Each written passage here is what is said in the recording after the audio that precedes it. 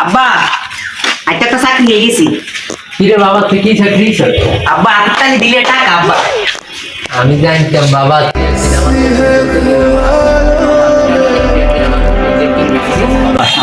আচ্ছা বাবা এই সেরা এই সেরা টাকা দে সেরা।